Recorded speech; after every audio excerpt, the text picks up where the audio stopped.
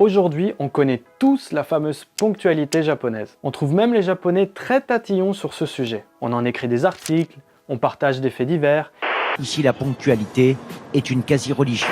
Dernièrement, une société de transport s'est confondue en excuses pour avoir fait démarrer un train régional avec 20 secondes d'avance sur l'horaire prévu. Il y a un vrai mythe sur ce sujet. Mais je vais vous révéler un petit secret. À la base, c'était pas le point fort du Japon. Pire, ce sont même les Occidentaux qui se plaignaient parfois du manque de ponctualité des Japonais. Ouais, je vais vous expliquer tout ça. Nous vivons dans un monde où presque tous les pays ont adopté le calendrier grégorien. Un calendrier solaire d'origine chrétienne que nous utilisons aujourd'hui avec un découpage d'une journée en 24 heures.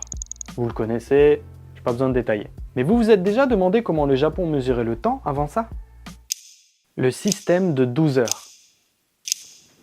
Remontons à la moitié du 19e siècle. Après une longue période de fermeture, le Japon ouvre peu à peu ses frontières. Les Occidentaux commencent à s'installer, à y faire du commerce, à enseigner, mais quelque chose auquel on ne pense pas forcément posait problème parfois. La ponctualité des Japonais. Ouais, ils avaient une notion du temps complètement différente. Et ils n'étaient pas forcément tous très travailleurs. Bah tu me diras, chez nous non plus, mais concernant les Japonais, c'est pas quelque chose qu'on entend souvent. Un officier de la marine hollandaise qui travaillait comme instructeur au centre de formation navale de Nagasaki en 1859 relève plusieurs problèmes dans son journal. Des dates de livraison non respectées ou des artisans qui abandonnent leur travail. Il écrira même « Les Japonais sont d'une indolence vraiment surprenante ». Et ouais, franchement ça la fout mal pour un peuple qu'on dit ultra sérieux et ponctuel aujourd'hui. Mais vous allez comprendre un peu mieux pourquoi. À cette époque, une journée était découpée non pas en 24 heures, mais en 12 heures. Donc chaque heure faisait environ 2 heures actuellement. Pourquoi je dis environ? Parce que les heures n'avaient pas tout à fait la même durée tout au long de l'année. Ouais, en fait, l'heure à laquelle le soleil se lève et se couche était toujours la même. Mais comme la durée du jour et de la nuit évolue au cours de l'année, bah tu peux pas avoir la même durée d'heure toute l'année. C'est logique, vous me suivez? C'est un peu... Donc les heures s'allongeaient ou se raccourcissaient pour s'adapter à ça. On va faire ça visuellement, ce sera plus simple. Alors, en haut, on a le jour. En bas, on a la nuit. Là, on a le système occidental de 24 heures et là, le système japonais de 12 heures. Si le système japonais définit systématiquement que quand le soleil se lève, c'est la 6e heure et quand il se couche, c'est la 12e heure, alors forcément la durée des heures fluctue tout au long de l'année. Par exemple, en été, ça donne à peu près ça. Le soleil se lève vers 4 heures du matin selon l'heure occidentale. Et on voit bien que les heures japonaises, qui se trouvent dans la nuit, ont un espacement plus réduit que celles dans le jour. Donc une heure est plus courte la nuit que le jour. Dans l'autre sens, en hiver, la nuit est plus longue, elle augmente jusqu'à environ 6h30 chez nous, et cette fois-ci, ce sont les heures de la nuit qui s'espacent et celles du jour qui se réduisent. Et on voit bien que dans le système japonais, été ou hiver, ça ne change rien, l'heure du lever et du coucher est toujours la même. Vous imaginez le bordel? C'était un système complètement irrégulier quoi. Et en plus, il n'y avait pas de minutes ni de secondes. Donc autant te dire qu'ils n'étaient pas stressés par les horaires. Mais en réalité, il n'y a pas de honte à avoir. Tout le monde en Europe n'était pas super assidu au travail, mais surtout, la ponctualité, c'est quelque chose qui est arrivé avec la révolution industrielle. C'est l'industrialisation de la société qui a fait qu'on a eu des horaires bien définis avec des minutes, et qu'on calculait le temps de travail des gens, et qu'on calibrait tout ça. Et ça a sensibilisé notre perception et le rapport que l'on a avec le temps. Et au Japon, à cette époque-là, la révolution industrielle n'avait pas encore lieu. Les gens dans les campagnes en France n'étaient pas forcément super à cheval sur l'horaire non plus. En plus, le système japonais étant différent, forcément, ça transforme les perceptions qu'on a. Et dans la société japonaise, tout le monde savait patienter, parce que c'était comme ça. Mais ça posait souci pour travailler et organiser socialement son temps avec les Occidentaux, qui étaient souvent un petit peu... et qui avaient déjà des montres précises avec des minutes et des secondes. En 1872, le pays a finalement adopté le système de mesure occidental de l'heure. Puis avec le développement des chemins de fer et de l'industrialisation, le principe des horaires s'est développé et la sensibilisation au temps s'est accrue jusqu'à devenir celle qu'on connaît aujourd'hui. Qui d'ailleurs n'est pas toujours si précise que ça. S'ils sont très ponctuels au travail, bah les Japonais peuvent être à la bourre dans un cadre privé. Mais c'est un autre sujet. Des animaux pour mesurer le temps. Donc comme on l'a vu, la journée était découpée en 12 heures. Mais pourquoi 12 heures? Eh bien c'est simple, on a défini une heure pour chaque signe astrologique. Il y a 12 signes du zodiaque chinois, donc il y a 12 heures. C'est aussi simple que ça. Voilà à quoi ça ressemblait. À l'époque, les riches et les seigneurs utilisaient des horloges de ce style. Bien sûr, le peuple n'avait pas les moyens de s'offrir ça, Alors les temples, ou même parfois les châteaux, sonnaient une cloche pour rythmer la journée des gens. Comme les églises chez nous, quoi.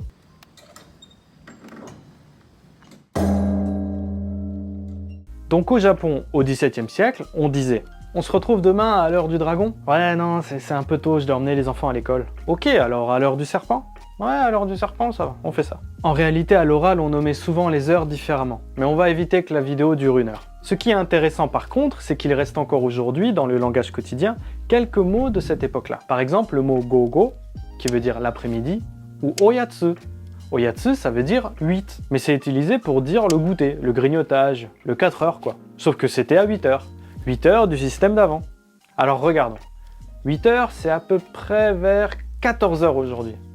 Vous trouvez pas que c'est tôt pour un goûter, non? Eh bien, il faut savoir que la plupart des Japonais ne prenaient que 2 vrais repas par jour et pas 3 comme maintenant. Un petit déjeuner bien complet, vous savez, avec la soupe miso, le tofu, le riz et tout ça, et le repas du soir. Forcément, vers 14 heures, ils avaient une petite fringale en attendant le dîner, qui a toujours été tôt au Japon, encore aujourd'hui d'ailleurs, sauf qu'ils bouffent comme des morphales à midi aussi.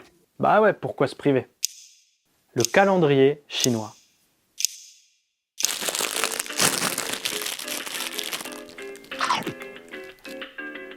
Attendez 2 secondes, je prends mon 8 heures.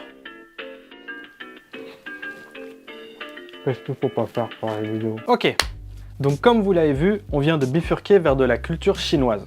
Quand il s'agit de comprendre comment le Japon mesurait le temps, en réalité, il faut remonter jusqu'en Chine. Comme souvent, bah ouais, le Japon est un pays qui fait partie de ce qu'on appelle la sphère culturelle chinoise, qui comprend en gros la Chine, bien sûr, la péninsule coréenne, Taïwan, le Vietnam, Singapour et la Malaisie. Le Japon a commencé à adopter le système chinois au début du 7e siècle, lorsque justement toute la culture du continent avait une très grande influence dans le développement civilisationnel du pays. Il n'y a pas que la mesure du temps qui a été adoptée, il y a l'écriture, les arts, la médecine, la religion, etc. Donc on sait comment la journée était découpée, mais comment fonctionnait le reste?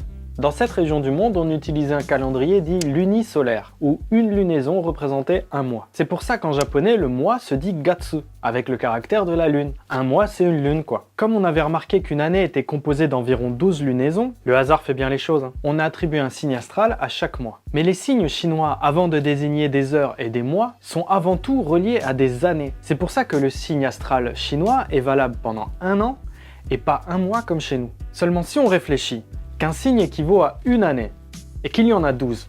Ça veut dire qu'un cycle complet dure 12 ans. Ouais, je sais, je suis bon en maths. 12 ans, ça représente rien en fait. Le soleil ou la lune ne font rien de spécial en 12 ans. Eh bien, dans la Chine antique, l'astre vers lequel ils se sont tournés au départ, et duquel découle toute cette histoire, c'est Jupiter. Ils ont remarqué que ces mouvements dans le ciel avaient un cycle d'environ 12 ans. C'est-à-dire qu'au bout de 12 ans, elle revenait sur son point de départ et elle refaisait un mouvement dans le ciel pendant 12 ans. Et effectivement, Jupiter met un peu moins de 12 ans pour faire le tour du Soleil. Et c'est cette période de révolution qu'ils ont observée depuis la Terre. Ils ont donc divisé le ciel en 12 branches, chacune représentant une année, puis ils ont attribué un signe astrologique à chaque section. C'est de là qu'est parti le chiffre 12, qui a donné les mois et ensuite les heures. On a à peu près tout là, non ? Ah non, non, il manque un truc. Vous avez rien remarqué? On a des années, des mois, des jours et des heures, mais on n'a pas de semaine. C'est un concept qui n'existait pas au Japon. Et ainsi naquit la semaine.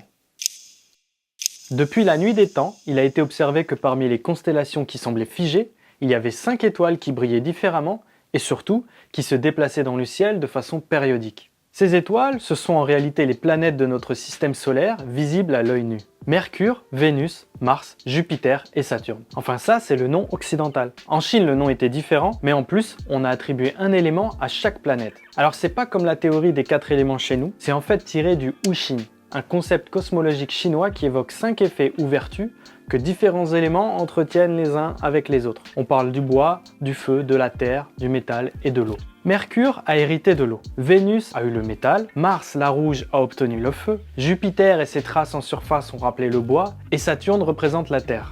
L'élément, hein, pas notre planète. Au Japon, ces éléments ont aussi servi pour nommer les astres. Donc par exemple, Mars se dit Kase, qui veut dire littéralement l'étoile de feu. Et c'est ainsi que la semaine occidentale a été adaptée avec une nomination locale. Donc lundi, le jour de la lune est devenu Getsuyobi, Getsu, c'est la lune.